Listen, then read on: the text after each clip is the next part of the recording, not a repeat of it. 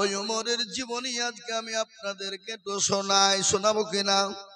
কি চলবে না? চলবে না? ওই হযরত আমিরুল মুমিনিন খলিফাতুল মুসলিমিন ওয়ার্দ পৃথিবীর খলিফা হযরত ওমর রাদিয়াল্লাহু তাআলা আনহুর একটা ঘটনা আপনাদেরকে শোনাই। আপনারা জানেন ওই ওমরের জীবনী কি ছিল? যে ওমর রাস্তা দিয়ে গেলে শয়তান 40 দিন যেত না। কয়দিন? জোরে বলুন। 40 দিন। সেই ওমর, যে ওমর ছিল নারী সত্যের জম, যে ওমর ছিল নারীদের জম, যে ওমর ছিল আপনার মানুষের জম, যে ওমর মানুষের রক্ত মাংস নিয়ে খেলতো। ইসলাম কত পরিষ্কার পরিচ্ছন্ন দেখে নেন, ইসলাম কত ভালো। ইসলামের ভিতরে দল পার্টি মেজরিটি মাইনরিটি নাই। ওই ওমরের জীবনী আমি আপনাদেরকে তুলে ধরি। এই দুনিয়ায় বিশ্ব নবী, দয়ার নবী মানুষের কাছে যখন কলেমার দাওয়াত নিয়ে দিতে লাগলেন, কলেমা প্রচার হয়ে যায়। কলেমা প্রচার করতে করতে করতে করতে বেঈমান কাফের আবু জাহেলরা বলল, সর্বনাশ, এ তো মুহাম্মদ আব্দুল্লাহর বেটা, আমাদের ধর্মকে শেষ করে দিবে, নষ্ট করে দিবে। কি করা যায়? বন্ধ করা লাগবে। আবু জেহেল কি করলো? সমস্ত গ্রামের, দেশের, পাড়া প্রতিবেশী এলাকার মানুষকে ডাকলো, বলে, শোনো, ওই মুহাম্মদ আব্দুল্লাহর বেটা সে একটা না জানি কি ধর্ম নিয়ে এসেছে, আসার পরে তার দিকে মানুষকে টেনে নেয়। বন্ধ করতে হবে। কি করতে হবে? বন্ধ করতে হবে। বন্ধ করার জন্য বিভিন্ন রকম কায়দা কৌশল করে ঢোল পিটে মানুষদেরকে ডাকা হলো, ওমরকে ডাকা হলো, এবং আবু জেহেল ঘোষণা দিয়ে বলল, শোনো, ওই মোহাম্মদ ওই মোহাম্মদ আব্দুল্লাহর বেটা, গে তাকে তোমরা যারা মেরে দিতে পারবে, যাকে হত্যা করতে পারবে, মক্কার জমিনে তাকে রাজকীয় ছেড়ে দেওয়া হবে, সুন্দরী রমণী তার সঙ্গে বিবাহ দেওয়া হবে, এবং কি উটনি 100টা গাভী উট তাকে পুরস্কার দেওয়া হবে। কিন্তু সকলের মন অর্থের দিকে কুলুকুলু করে, করে না? করে না? জোরে বলুন। সবাই মনে মনে করছে, হায় রে, আমি যদি মোহাম্মদকে মেরে দিতে পারতাম তাহলে 100টা উটনি পেতাম, মক্কার জমিনে আমি সব থেকে বড় ধনট্ট ব্যক্তি হয়ে যেতাম, মক্কার সব থেকে সুন্দরী রমণীর সঙ্গে বিবাহ হতো, আর কি রাজত্ব পেয়ে যেতাম, আমি বড় ভাগ্যবান হয়ে যেতাম। কিন্তু সকলের মন তো খারাপ। কিন্তু তারা আবার মনে মনে করছে, মুহাম্মদের গর্দান কাটতে যাব, আমি ফিরে আসবো, এ জীবনের কোনো গ্যারান্টি আছে নাকি? এ বাবা বলেন, আপনার জীবনে যদি বেঁচে না থাকে আপনার সম্পদ কি হবে? সম্পদের কোন দাম আছে? আপনি কোটি কোটি টাকার মালিক, করোড় কোটিপতি, আপনি গাড়ি বাড়ি সম্পদের অভাব নাই, কিন্তু আপনি নিজেই বেঁচে নাই, ও সম্পদের আপনার কোনো মূল্য নাই। আছে নাকি গো? কথা কন না কেন? সম্পদের কোনো মূল্য নাই।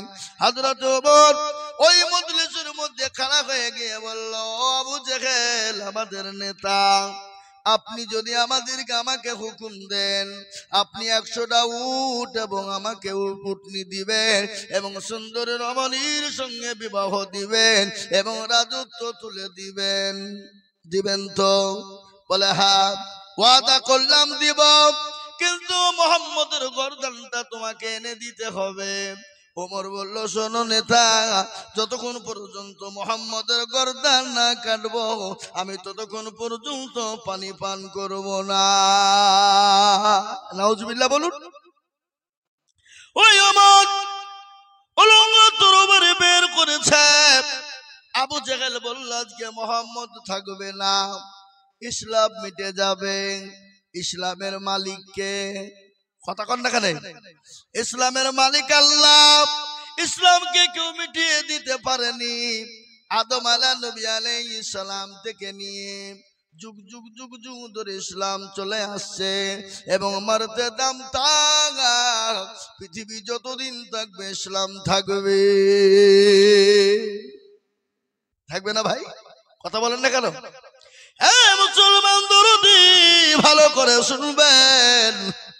হযরত ওমর সে তো কোনো তো নবী আপনার সাহাবা হয় নাই, অলঙ্গা তরবারি নিয়ে বেরিয়ে গেলেন। বিশ্ব নবীর গর্দানটা কেটে দিবে, নবীকে শেষ করে দিবে। রাস্তায় যেতে যেতে দেখলেন একজন নবীর সাহাবা হযরত নাঈম নতুন কলমা পড়ে মুসলমান হয়েছে।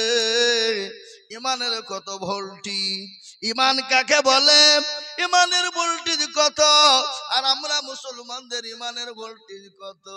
এখনি যদি আমাদেরকে বলে তোমাকে এত টাকা দিব, কলমা ছেড়ে দাও, আমরা সঙ্গে সঙ্গে টাকার লোভে কলমা ছেড়ে দিব। এরকম মুসলমান আছে না নাই? কথা কন না কেন? আছে, বুঝলে হবে না? হ্যাঁ ও মুসলমান, আল্লাহওয়ালা দিনওয়ালা ভালো করে শুনবেন। হযরত নাঈম ওমরকে ডেকে বলে, ওমর তুমি উলঙ্গা তরবারি নিয়ে কোথায় যাও? কোন জায়গায় যাবা? বলে আমি যেখানে মনে সেখানে যাই, তুই যা। বলে না, একটু বলো। বলে ওই মোহাম্মদ আব্দুল্লাহর বেটা সে নাকি একটা নতুন ধর্ম এনেছে, আমাদের বাপ দাদার ধর্মকে নষ্ট করে দেয়। আজকে তার গর্দানটাকে উড়িয়ে দিব, আজকে তাকে শেষ করে দেব। নাই বলে ওমর গো, তোমার মতো বেহায়া নির্লজ্জ জমিনের উপরে আসমানের নিচে নাই। ওমর বলল, কি বললি? বলে হ্যাঁ, তিনি তো ভালো মানুষ, তিনি তো নবী, তিনি তো কোনো মানুষের ক্ষতি করে না, কেন তুমি তার গর্দান কাটবে? বলো কি অন্যায় তিনি করেছে বলো। এ মুসলমান দরদি শোনেন, হযরত ওমর বলে, ও নাঈম তুই কি কলমা পড়ে মুসলমান হয়েছিস? বলে হ্যাঁ। বলে আগে তোর গর্দানটাকে উড়াবো, তারপরে আল্লাহ, তারপরে আব্দুল্লাহর বেটা মুহাম্মদের গর্দানকে উড়িয়ে দিব। নাঈম বলে, ওমর গো, আমাকে মারা, আমার নবীকে মারার আগে আমার সঙ্গে আগে তুমি লড়াই করো। আমি মুসলমান, আল্লাহ আমার বাজুতে শক্তি কম দেয়নি, এটাকে কি বলে? বাজু বলে না, আপনারা জানেন তো। আল্লাহ আমার হাতেও বড় শক্তি দিয়েছে। ওমর গো, আমি তোমাকে ছেড়ে দিব না। জোরে বলুন সুবহানাল্লাহ। নতুন ইমানদার কলমা পড়ে মুসলমান সবে মাত্র হয়েছে। নবীর প্রেমিক কাকে বলে? নবীর ভালোবাসা কাকে বলে? আল্লাহর কোরআন বলেছে, কুল ইন কুনতুম তুহিব্বুনাল্লাহ ফাত্তাবিউনি ইউহিব্বুকুমুল্লাহ ওয়া ইয়াগফির লাকুম যুনুবাকুম ওয়াল্লাহু গফুরুর রহিম। কুল কুল, হে নবী আপনি তাদেরকে বলুন, তাদেরকে জানিয়ে দিন, আপনি তাদেরকে শুনিয়ে দিন, তারা জানে আপনাকে ভালোবাসে, মহাব্বত করে, তারা জানে আপনাকে স্মরণ করে। নবী গো, তারা যদি আপনাকে মহাব্বত মানুষ স্মরণ করতে পারে, আমি আল্লাহকে তারা পেয়ে গেল। আর আমি আল্লাহকে যদি তারা পেয়ে যায়, আমি তাদের জন্য জান্নাতটাকে ওয়াজিব করে দিব।